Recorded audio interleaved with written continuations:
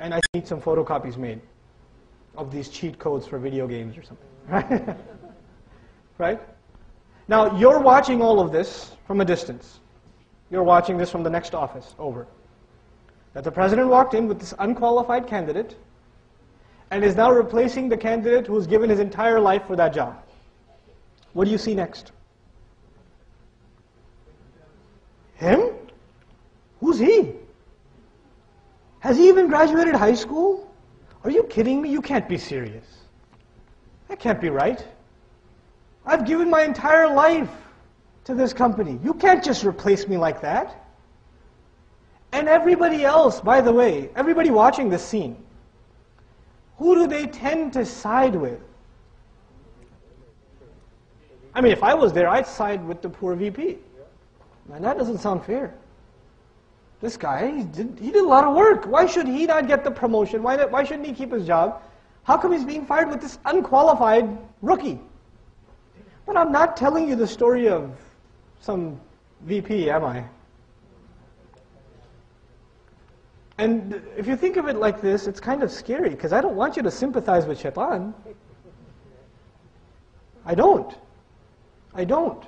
But I put it to you in this way because we think of stories in the Quran like these characters that didn't really exist. These are very real situations. This really happened. This really happened. And when shaitan presented his counter-argument, I want you to appreciate his frustration. And I want you to appreciate what he said. You know his argument, right? The argument was based on qualifications. The argument was based on qualifications. I'll give you another, before we come and wrap this up, I want to give you another part of this story. Here's my other story. Another employee in this company. He's hired, he's doing okay, he's doing well. He hasn't done anything wrong or anything. There's a memo that was sent to the entire company that he's going to be transferred out of the company to some obscure location, New Mexico or something. Okay, he's about to be transferred. Everybody knows he's about to be transferred. The only one who doesn't know he's about to be transferred is him. And the boss comes to him and he says, hey, don't come late to work. He says, okay, fine, I won't come late to work. He doesn't come late ever. Comes in late one day. One day he comes in late. The boss says, I told you not to come in late to work. I'm sorry, you're being transferred to New Mexico. Okay? Now, was the plan already to send him to New Mexico? Yeah. Now, imagine this. He got a hold of the memo before he came in late that day. Okay? Before he came in, one of the co-workers said, hey, by the way, you're about to be sent to New Mexico. He says, what? That's depressing. So he's thinking about it, he's all sad. He takes a wrong turn, gets late to work. When he gets late to work, his boss says what? You're going to New Mexico. He says, wait a second, I'm not going to New Mexico because I came late. You had already made that decision. This is all entrapment. You set this trap for me. It's not my fault. You already knew this. Allah says to the angels, إِنِّي جَاعِلٌ فِي الْأَرْضِ خَلِيفَةً فِي الْجَنَّةِ خَلِيفَةً وَفِي الْأَرْضِ خَلِيفَةً وَإِذْ قُلْنَا لِلْمَلَائِكَةِ وَإِذْ قَالَ رَبُّكَ لِلْمَلَائِكَةِ When your Lord said to the angels, I am placing a Khalifa in the earth. This ayah and this incident, this quote, this declaration occurs before everything else. Before everything else. Now in Surah Al-A'raf, Iblis comes to Adam alayhi salam. He says, by the way, what's about to happen? Basically, in between the lines, what we're being told in Surah Al-A'raf is, the offer of Iblis is, أَن تَكُونَ مَلَكَيْنِ أَوْ تَكُونَ مِنَ الْخَالِدِينَ. Either you will become angels if you eat from this tree, or you will become from what? Permanent residents.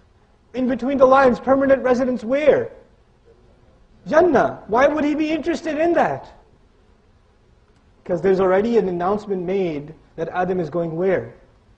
The earth. Now I'm sharing all of this with you because Adam a.s. could turn around and say what? Allah already knew I was going to go where? The earth. As a punishment for eating the tree, by the way, where was Adam a.s. and our mother and Iblis sent? Where were they sent?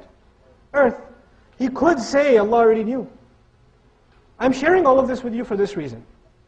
You have met people that say, if Allah already knows what I'm going to do, why is it my fault? The first person who could have asked that question is who? This is not a new question. The possibility of asking that question existed then. Now I'm wrapping it up. Iblis could have had an intellectual reason. I shouldn't be demoted because he's made of clay. Intellectual reason. Adam a.s. could have presented an intellectual reason in his defense. Look at this comparison. Adam a.s. was honored by Allah. Was Iblis ever honored by Allah too? Ever? Yes. Adam a.s. was given a rank above the angels. Was Iblis ever given this? Adam a.s. at one point disobeyed his Lord. Did Iblis also disobey his Lord? Sure. Adam a.s. had the ability to make choices. Did Iblis also have that ability? Sure. There's a lot in common. There's a lot in common. The thing that makes them different is not the mistake, but what happens after the mistake. On the one hand, there is one who believes that through their intellect, they can challenge Allah's decision and say, no, no, no, I have good reason for disobeying you. I have a reason. He's made of clay. And on the other hand, no matter how much his intellect might even tell him that I could argue in my defense that this is entrapment, what does he say? رَبَّنَا ظَلَمْنَا أَنفُسَنَا. We wronged ourselves. He gives up his intellect before the Lord of the worlds because he knows no matter how smart he thinks he is, who is the all-knowing? Allah. Who is the owner of all wisdom? Allah Azza wa Jal. So just because I can't wrap it in my head doesn't mean it doesn't make sense. It is beyond me. And I trust Allah. So He is forgiven and the others cursed. This story occurs in the Quran 7 times. 7 times. If you read a juz a day, you'll run into it 3-4 days. Every 3-4 days you'll run into this story. You and I are being reminded not just, you'll say, I know the characters, I know what happened already. Let me move on to the next ayat. But wait, you and I are being reminded that both you and I, we make mistakes. We make mistakes. And what will make us different, what will make us like Adam, alayhi salam, who was forgiven, is if we act like Adam, and if we don't act like Adam, we're acting like Iblis. We've got 2 options. We could justify our mistake, we could present rational explanations. Times have changed, I was in a difficult situation, you don't really understand what I'm going through, blah, blah, blah, blah, blah. You could just go on and on and on giving rationalizations. Whose legacy are you following? Iblis. You're being reminded in a very powerful way. Take a seat back. Be like Adam a.s. So it's not just a story, it is counsel. It's counsel. You know the story of Yusuf? Very famous. Everybody knows the story, right? Just again, just a simple example of how we take things for guidance. Allah Azza wa Jalla in Surah Yusuf, He tells us, Yusuf a.s. obviously the good guy. Who are the bad guys in the story? The brothers. And we think of a story like fictional. Good guys, bad guys, additional characters, plot, subplot, right? Introduction and body and conclusion. We think of it like a generic story. These are real people.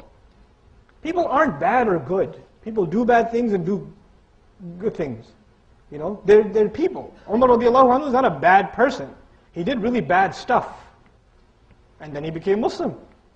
We don't make sweeping statements about people. But you know, when we oversimplify, when we think about it, okay, in the Quran, these brothers were bad, they were messed up. Did they eventually make tawbah though? Yeah, so they're not exactly the bad guys. And on top of this, I mean, you know, I think a lot about Surah Yusuf because when I travel, a lot of times I try to expose people of the problems our youth in the Muslim community are facing, right? And I say, Muslims, our youth are really having a hard time. And one brother gets up and says, we came from a good Muslim family. Our kids don't do these things, brother. You're painting a very dark picture. After all, my great-grandfather was a sheikh. And my grandfather was a hafiz. And then my father was a muhaddith.